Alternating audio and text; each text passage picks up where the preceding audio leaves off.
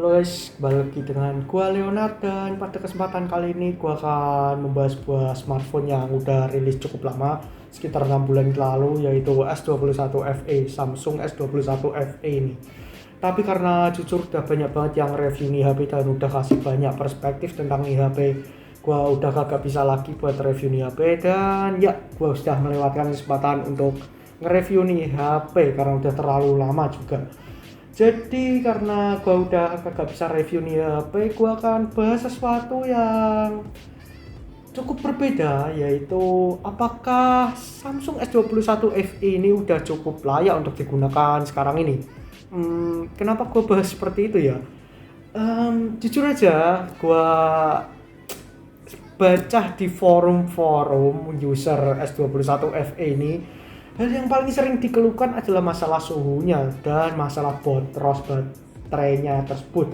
Dan masalah suhu tersebut mempengaruhi masalah lainnya, yaitu performanya, karena suhunya yang terlalu panas jadinya performanya juga throttling parah juga, dibuat ngegame juga nge-lag, dibuat bahkan untuk gua pakai kamera sendiri, ini gua rasain sendiri ketika gua pakai ngerekam video itu FPS-nya juga sering ngedrop karena masalah suhu tadi yang ya cukup bermasalah suhunya, panasnya.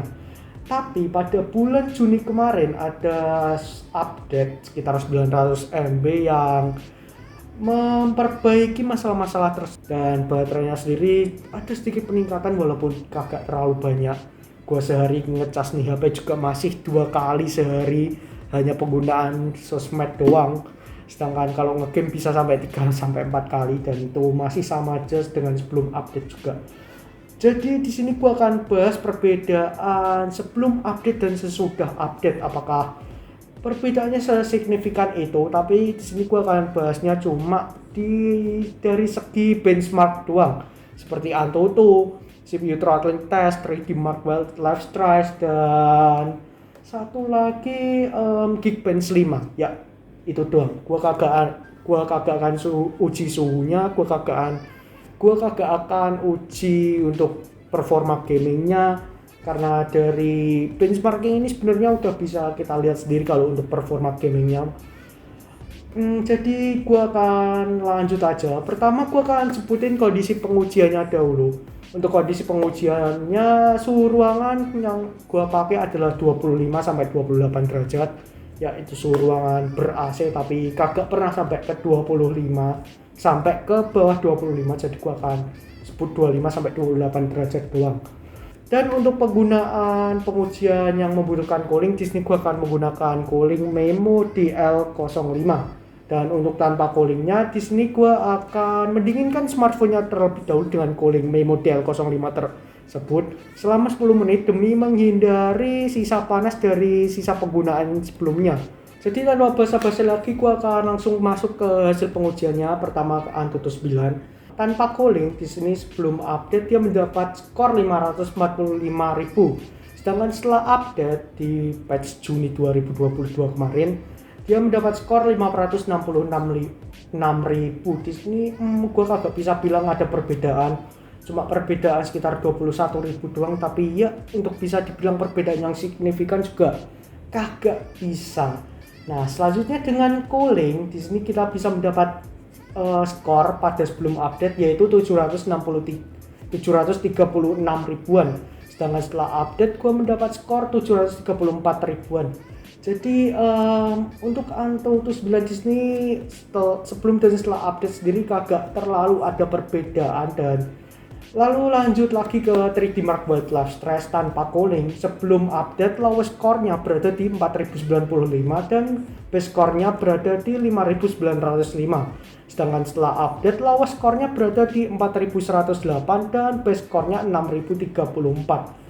Di sini baru kita bisa ngelihat perbedaan, walaupun emang kalau kita lihat secara stability, di sini stability-nya jauh lebih baik di sebelum update. Tapi kalau kita lihat secara skornya semuanya jauh lebih tinggi setelah update dibanding sebelum update. Jadi jangan cuma ngandelin stability doang, coba dilihat skornya juga. Nah, dengan cooling kita mendapat skor 4145 itu sebelum update ya. Dengan sebelum update low skornya 4145 dan base skornya 5967. Lalu setelah update low skornya 4166 dan base skornya 6092. Bisa dilihat ini kagak ada perbedaan menggunakan cooling maupun tanpa menggunakan cooling. Memang sih cooling yang gua pakai ini bukan cooling yang bagus-bagus amat, tapi gue berharap ada perbedaan sedikit lah. Tapi sayangnya di sini justru gue kagak ngelihat perbedaan sama sekali pada skornya mau menggunakan cooling maupun kagak. Jadi oke, lanjut aja lah ke Geekbench 5. Di sini gue tes tanpa cooling, sama kayak CPU throttling test tanpa cooling juga. Kita uji selama sebanyak 3 run doang. Di run pertama sebelum update single core-nya mendapat 1102 poin dan multi core-nya mendapat 2269 poin. Sedangkan setelah update single core-nya 1038 poin dan multi core-nya 3058 poin. Lalu di run kedua untuk sebelum update single core-nya 4903 poin dan multi core-nya 1871 poin. Sedangkan setelah update single core-nya berada di 997 poin dan multi core-nya 2971 poin. Pada run ketiganya single core-nya sebelum update ada di 505 poin dan multi core-nya 2041 poin. Setelah update single core-nya 875 poin dan multi core-nya 2800 poin. Di sini baru ini update-nya kelihatan berguna banget, yang tadinya multicore-nya cuma berada di 2269 ini bisa nyentuh 3000 lebih dan stabil di atas 2800 semua pada setelah update. Sedangkan sebelum update sendiri ya ini performanya cukup buruk untuk disebut VP dengan chipset flagshipnya Exynos 2100. Dan selanjutnya kita akan masuk ke CPU throttling test. Di sini seperti yang gua sebut tadi, di sini gua kagak pakai cooling dan ini gua run selama 10 menit untuk CPU throttling testnya. Sebelum update untuk skor yang didapat adalah maksimum 210 Gibbs dan average-nya 157 Gibbs dengan minimum 120 Gibbs dengan skor throttle-nya ke 50%. Sedangkan setelah update maksimumnya berada di 247 Gibbs dan average-nya berada di 204 Gibbs dan minimumnya berada di 110 Gibbs dengan throttle ke 47%. Mungkin secara stability pada setelah update ini dia jauh lebih rendah dibanding yang sebelum update, karena dari yang tadinya 50% throttle-nya turun ke 47% lagi. Tapi kalau kita coba perhatiin ini dikarenakan skor yang ada di skor maksimum yang ada di setelah update ini terlalu tinggi di detik ke awal, bukan menit ke awal. Jadi setelah kita press startnya dia langsung naik ke 247 atau mulainya dari 247 Gibbs, dan itu cuma terjadi di benar-benar detik pertama doang ketika kita pencet start. Dan setelah detik pertama dia skornya mulai dari 247, lalu detik kedua dia mulai turun dan terus turun sampai ke 220 hingga 230-an Gibbs. Dan itu salah satu alasan kenapa ini skor kestabilannya kelihatan lebih rendah dibanding yang sebelum update. Padahal di sini jauh lebih stabil dan bisa dilihat sendirilah ini dari grafiknya, karena kalau yang sebelum update itu dia throttle-nya mulai dari menit ke-5, di sini throttle-nya baru terjadi di menit ke-9 ketika setelah update. Dan itu pun mendapat minimumnya jauh lebih tinggi dibanding minimum yang sebelum update. Karena yang sebelum update dia 102 Gibbs dan yang setelah update dia 110 Gibbs. Begitu juga average-nya dia jauh lebih tinggi karena kestabilannya tadi jauh bertahan lebih lama juga dibanding yang sebelum update. Nah, gimana, kelihatan kan perbedaan performanya dari patch Juni 2022 dengan sebelum patch Juni 2022 kemarin. Di sini bisa dilihat dari sisi kestabilan dan sisi performanya. Walaupun emang kalau kita lihat dari Antutu sendiri kagak terlalu banyak beda sih. Tapi yang jelas di sini kestabilannya jauh bertahan lebih lama dan dia mendapat skor yang jauh lebih tinggi dibandingkan sebelum update di beberapa benchmark. Oke, mungkin udah ada yang bertanya-tanya, ini kan udah bulan Agustus dan yang kita bahas sendiri ini adalah patch bulan Juni. Jadi gimana dengan patch bulan Julinya? Untuk hal tersebut tenang aja, di sini gue juga udah ngelakuin tes pada update bulan Juli ini yang gue baru dapetin pada tanggal 27 Juli kemarin. Dan ya, gue akan bandingin performanya dengan patch Juni dan patch Juli ini. Gue akan bandingin performanya jauh lebih baik yang mana. Dan oke, langsung aja, kondisi pengujiannya masih sama, suhu ruangan 25 hingga 28 derajat. Untuk pengujian yang menggunakan cooling yang digunakan adalah Memo DL05. Dan pengujian tanpa cooling, smartphone akan didinginkan menggunakan cooling selama 10 menit. Pertama langsung ke CPU throttle test terlebih dahulu. Pada patch Juni 2022, untuk skor yang didapat adalah maksimum 247 Gibbs dengan average 204 Gibbs dan minimum 110 Gibbs dengan stability 47% tadi. Dan untuk patch Juli 2022 ini skor yang didapat adalah maksimum 238 Gibbs dengan average-nya 180 Gibbs dan minimum 92 Gibbs. Jujur di patch Juli 2022 ini gua udah ngerasa ada yang salah pada CPU throttle testnya ini. Kalau kita lihat dari grafiknya pun udah kerasa ada yang salah nih. Walaupun skornya emang kagak terlalu beda-beda jauh dari antar maksimum skornya, tapi kalau average dan minimumnya kita bandingin ini kelihatan banget kalau bedanya jauh banget. Dan ini pun throttle-nya bukan ke 47% tapi ke 40% pada patch Juli 2022 ini. Jadi ya, untuk CPU throttle test ini gue cukup kecewa pada patch Juli ini. Langsung aja ke Geekbench 5, sama kita uji tanpa cooling di sini. Dan untuk run pertama, ya kita run 3 kali. Untuk run pertamanya pada patch Juni 2022, single core-nya 1038 dengan multicore 3058. Sedangkan untuk patch Juni 2022, single core yang didapatkan adalah 1036 dengan multicore 3124. Lalu pada run kedua, pada patch Juni 2022, single score-nya adalah 997, sedangkan multicore-nya 2971. Dan pada patch Juli 2022, single core yang didapat adalah 994 dengan multicore 3017. Lalu pada run ketiga, pada patch Juni 2022, single score yang didapat adalah 875 dengan multicore 2800. Dan pada patch Juli 2022, single score yang didapat adalah 948 dengan multicore 2929.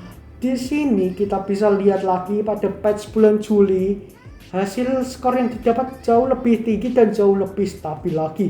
Yang tadinya kita kira udah stabil dan lebih tinggi di patch bulan Juni, ternyata kita masih bisa mendapatkan skor yang jauh lebih tinggi lagi dan jauh lebih stabil lagi. Yang tadinya bertahan di atas 2800, sekarang skornya bertahan di 2900-an dengan single core yang bertahan di atas 900 juga. Nah, kita langsung aja ke pengujian saja. Untuk 3D Mark buat live stress test di sini gua kagak cantumin karena hasilnya juga sama aja, kagak ada bedanya dengan patch Juni kemarin. Karena ya, untuk 3D Mark buat live stress test ini emang cukup sulit untuk mendapatkan perbedaan di smartphone Samsung S21 FE ini. Jadi langsung ke Antutu 9-nya. Pertama, tanpa cooling. Untuk skor yang didapat pada patch Juni 2022 kemarin adalah 566 ribuan. Dan pada patch bulan Juli 2022 ini hasilnya sangat mengejutkan karena hasil yang didapat adalah 624 ribuan. Dari yang 560 ribuan naik ke 620 ribuan. Ini udah berubah angka depannya, jadi udah beda ratusan lagi nih. Jujur ini cukup mengejutkan bagi gue. Tadinya gue udah kagak berharap apa-apa, mungkin hasilnya juga akan sama-sama aja. Ternyata bisa naik lagi sampai 600 ribuan. Dan ya ini yang tadinya skornya performa smartphone mid range sekarang udah setidaknya layak lah untuk disebut smartphone flagship, karena ya performanya jadi tidak jauh-jauh amat dari performa maksimumnya ketika menggunakan cooling yang tadinya bedanya hampir 200 ribuan. Kalau begini kan jadinya cuma beda 100 ribuan doang kan. Setidaknya smartphone flagship haruslah bisa seperti itu, ketika pakai cooling dan tidak pakai cooling performanya agak jauh. Lalu selanjutnya ketika dengan cooling pada patch bulan Juni kemarin, hasil yang didapat adalah 734 ribuan, dan pada patch bulan Juli 2022 skor yang didapat adalah 723 ribuan. Masih sama untuk skor maksimumnya, kagak ada bedanya. Memang secara suhu ketika performa smartphone ini kita hajar habis-habisan, kita ajak lari kenceng banget, dia emang kagak ada bedanya, kagak ada penurunan suhu yang jauh lebih dingin ketika sesudah update ini, atau suhunya lebih rendah ketika sudah update ini. Suhunya tetap sama-sama aja, karena ya namanya smartphone ya mentokin performa dari chipsetnya kan. Jadi wajar kalau suhunya ini emang agak panas ketika kita pakai ini dengan gila-gilaan. Misal kita pakai main Genshin atau kita ngelakuin benchmarking seperti ini terus, ya itu gua kagak akan kaget sih. Sudah sewajarnya kalau smartphone akan jadi sepanas itu ketika kita gempur habis-habisan, terutama pada bagian frame-nya ini yang terbuat dari aluminium. Tapi yang jelas di sini ketika gua pakai ke penggunaan yang ringan seperti sosmed, scroll sosmed doang, itu jelas dia lebih adem dan baterainya sendiri jelas lebih hemat daya. Dan dengan adanya update ini juga performa kameranya yang tadinya sering ngedrop FPS-nya jadi lebih baik juga, walaupun emang sih pada kameranya ada beberapa yang belum dibenerin bugnya, terutama di vid call WA, kamera depannya yang masih sering patah-patah. Entah kenapa udah 2 bulan ngeluh tapi belum ada perbaikan. Entah emang keterbatasan performanya atau ada bug yang masih terabaikan oleh pihak Samsung. Gua harap segera diperbaiki sih kalau bisa. Oke, kesimpulannya, apakah smartphone ini sudah lebih worth it untuk dibeli sekarang? Kalau dilihat dari peningkatan performa pada patch bulan Juni kemarin, smartphone ini jelas jauh lebih worth it dibanding ketika smartphone ini baru saja diluncurkan di Indonesia. Bagaimanapun ini adalah seri S, yang mana ini adalah seri flagship dari Samsung. Tapi dengan catatan ketika kalian membeli seri S yang Fans Edition ini, kalian tidak membandingkannya dengan seri S atau seri flagship yang sesungguhnya dari Samsung yang tentunya yang non FE. Tapi untuk kualitas flagshipnya ya gua rasa ini akan tetap jadi pengalaman yang baik untuk saat ini bagi kalian yang pengen ngerasain flagship tapi harganya lebih terjangkau. Ditambah dengan update-nya pada bulan Juni lalu, ini udah jauh lebih nyaman untuk digunakan. Oke, sekian dari gua rasa tidak ada lagi yang ingin gue sampaikan, jadi mohon maaf bila ada kesalahan dalam penyampaian atau informasi, dan mohon maaf jika gue menyampaikannya kurang jelas ya. Jadi sekian dari gue, terima kasih, bye.